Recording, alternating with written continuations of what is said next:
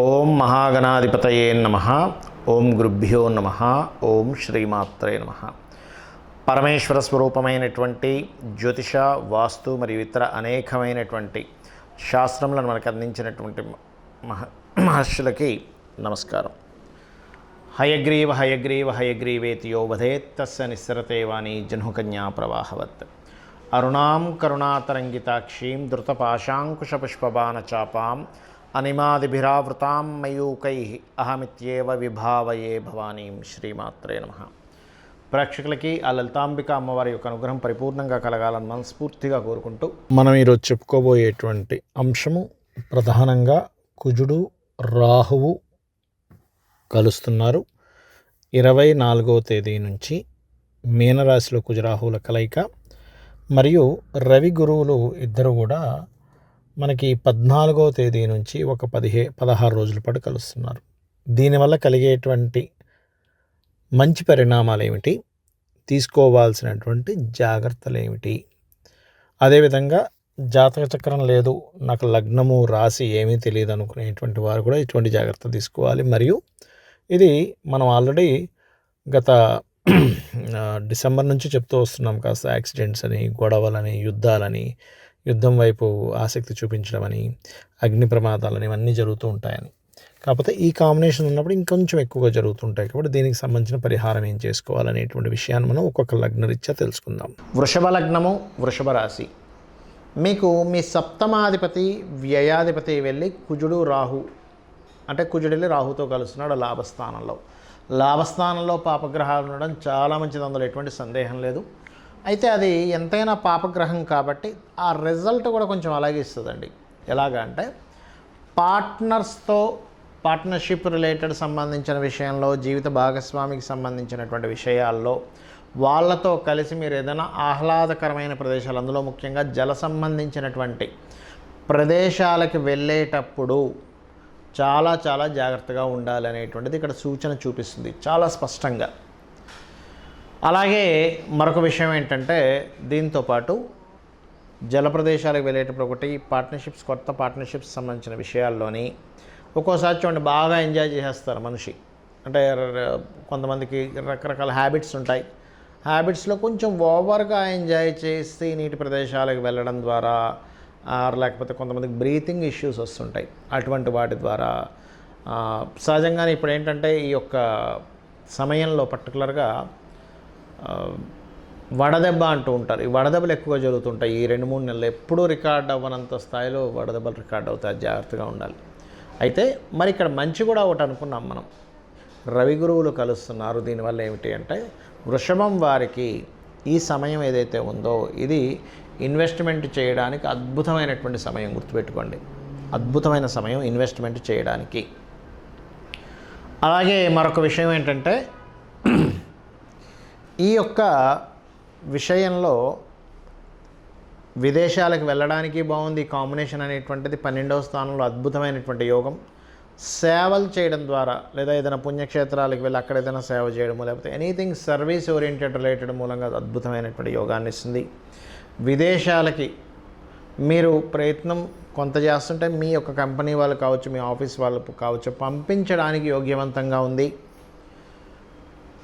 అయితే ఇక్కడ ఈ లాభస్థానంలో ఉండేటువంటి కుజరాహువులు, ఈ 12వ స్థానంలో ఉండే రవి గురువుల యొక్క పూర్తి ఫలితం వస్తూ ఉంటుంది ఇక్కడ, గుర్తుపెట్టుకోండి. కాకపోతే పంచమ స్థానంలో కేతు ఉన్నాడు కాబట్టి మీరు కాస్త నిర్ణయం తీసుకునేటువంటి విషయంలో మాత్రం కొంచెం ఈ నిర్ణయం తీసుకోవచ్చా తీసుకోకూడదని కొంచెం తొణికిసలాడుతూ ఉంటారు. దానికి గణపతి ఆరాధన చేస్తూ, ఈ కుజరాహువుల యొక్క కలయిక ఉంది కాబట్టి కుజ రాహు గ్రహాల దగ్గర స్వచ్ఛమైన ఆవు నెయ్యితో దీపం పెట్టండి. ఆవు నెయ్యి దొరకని పక్షంలో నూనెతో కూడా పెట్టచ్చు. పెట్టి మీరు కొంచెం బాగా బిజినెస్ల పరంగా రకరకాల దేశాలు తిరుగుతాము, ఇంపోర్ట్ ఎక్స్పోర్ట్ చేస్తుంటాము అనుకునేటువంటి వారు కాస్త వీలైతే సుబ్రహ్మణ్యేశ్వర స్వామి ఆలయానికి, దుర్గా ఆలయానికి వెళ్ళండి. ఆ రకంగా చేసినట్లయితే ఖచ్చితంగా మీకు ఏదైతే ఈ కాంబినేషన్ వల్ల రావాల్సినటువంటి ఇబ్బంది తొలగుతుంది. ఈ రవి గురువుల వల్ల కీర్తి ప్రతిష్టలు మీరు సేవలు చేయడం ద్వారా, లేకపోతే ఇట్లాంటి వాటి ద్వారా మీకు కలగడం జరుగుతుంది. అయితే మీరు ఈ రవి గురువులు కలిసినంత కాలం అప్పులు ఎవరికి ఇవ్వకండి. అప్పులు ఇచ్చినట్లయితే దాని ద్వారా ఇబ్బంది అనేటువంటిది వస్తుందనేటువంటి చాలా స్పష్టంగా చూపిస్తుంది. అందులో ముఖ్యంగా గవర్నమెంట్ ఎంప్లాయీస్కి, గవర్నమెంట్ రిలేటెడ్ వ్యక్తులు లేదా మీ తండ్రి తరపు ఫ్రెండ్స్ వీళ్ళ ద్వారా కొంచెం మీరు ఎవరికైనా అప్పు ఇవ్వడం ద్వారా ఇబ్బంది వస్తుంది అనేటువంటి చూపిస్తుంది.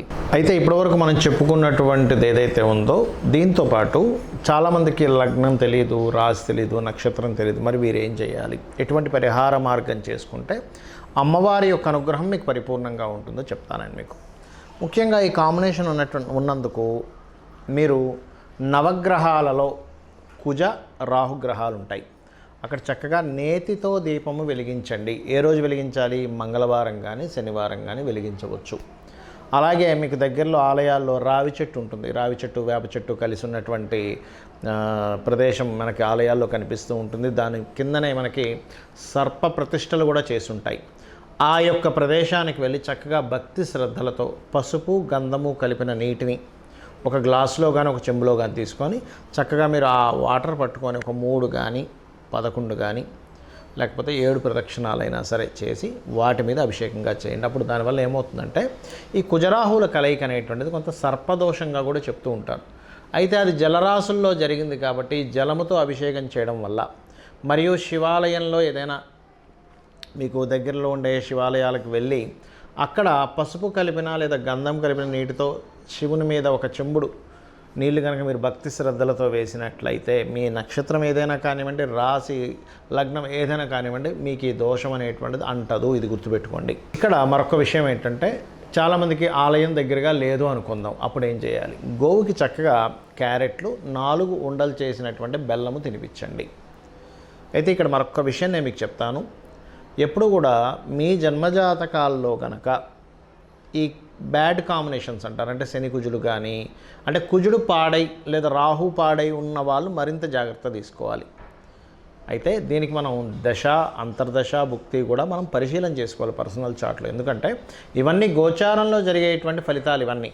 కానీ అన్నిటికంటే ముఖ్యంగా మన పర్సనల్ చార్ట్లో మనం ఏ లగ్నం, మనం జన్మించినప్పుడు ఏ లగ్నం ఉంది, ఆ లగ్నాధిపతి ఉన్నటువంటి స్థితి ఏమిటి, ఆ ధనాధిపతి ఉన్న స్థితి ఏమిటి, అంటే మనకి ఎందుకు ఇంత ఇబ్బంది పడుతున్నాం, పూర్వజన్మలో చేసుకున్న కర్మ ఏమిటి, ఇప్పుడు దాన్ని ఏ రకంగా చాలా సింపుల్గా భయపడిపోవాల్సిన అవసరమే లేదు. గుర్తుపెట్టుకోండి, చాలా సింపుల్గా అమ్మవారి ఆరాధన చేసుకున్నామా అమ్మవారే రక్షిస్తుంది మనల్ని.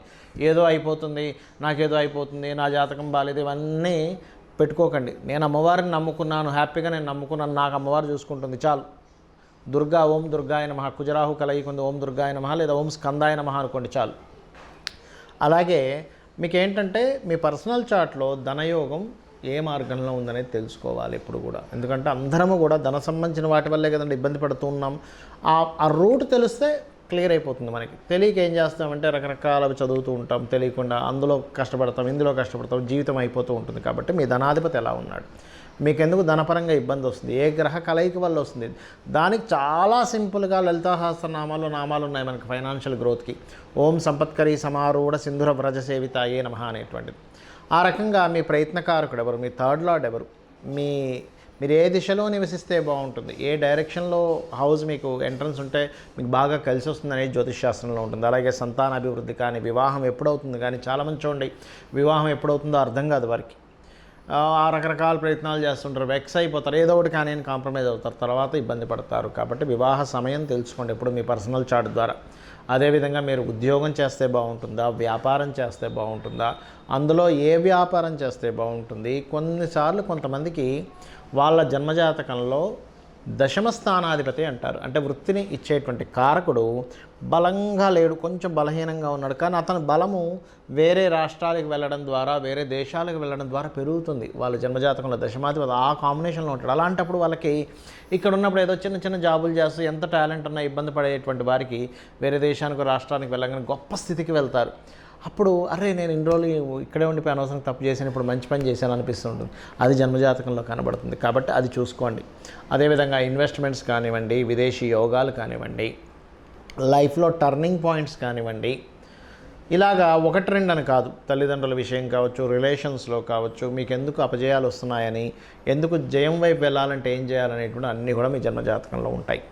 మరి ఇవన్నీ మన జన్మజాతకంలో ఉంటే ఇప్పుడు మనం ఈ కుజరాహులు కలుస్తున్నారు, ఈ గోచార ఫలితాలు ఇలాగే ఇవన్నీ ఎందుకు చెప్పుకుంటున్నామని మీకు సందేహం కలగవచ్చు. ఏమిటంటే మనం ఒకటి తలుస్తాం, దైవం ఒకటి తలుస్తుంది అంటూ ఉంటారు చూసారా. అంటే మనం ఒక ప్లానింగ్ వేసుకుంటాం, కానీ కాలము దానికి అనుకూలిస్తే మన ప్లానింగ్ అద్భుతంగా వెళ్తుంది.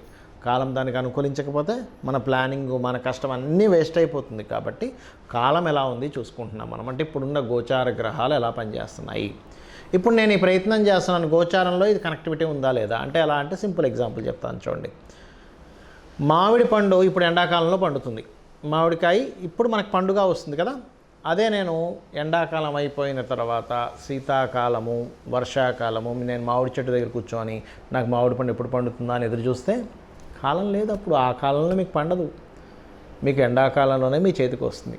అలాగే గోచారంలో ఉండే గ్రహాలు, ఇక్కడ ఈ గ్రహం పాజిటివ్గా ఉంది ప్రజెంట్, నువ్వు చేసే ఈ ప్రయత్నానికి దానికి కనెక్టివిటీ అవుతుంది. లేదా ఇక్కడ ఈ ప్లానెట్ నెగిటివ్గా ఉంది కాబట్టి ఇక్కడ నీ ప్రయత్నం ఫలించదని చెప్పడానికి మనం ఈ గ్రహాల కలయికలు కానీ గోచార ఫలితాలు కానీ చెప్పుకుంటూ ఉన్నాము. ఈ క్లారిటీ మీకు అర్థమైపోయిందంటే మీ పర్సనల్ చార్ట్ ఫస్ట్ చూసుకుంటారు, కాలంలో ఎలా ఉంది బలం అనేటువంటిది చూసుకుంటారు, అమ్మవారిని పూర్తిగా నమ్ముకుంటారు. అమ్మని నమ్మిన వాడికి ఎలా అయితే అన్నానికి లోటు ఉండదో, అమ్మవారిని నమ్మిన వాడికి దేనికి లోటు ఉండదు. కాబట్టి అమ్మవారిని నమ్ముకొని మీరు పరిపూర్ణమైనటువంటి విజయాన్ని పొందాలని మనస్ఫూర్తిగా కోరుకుంటూ శ్రీమాత్రే నమః.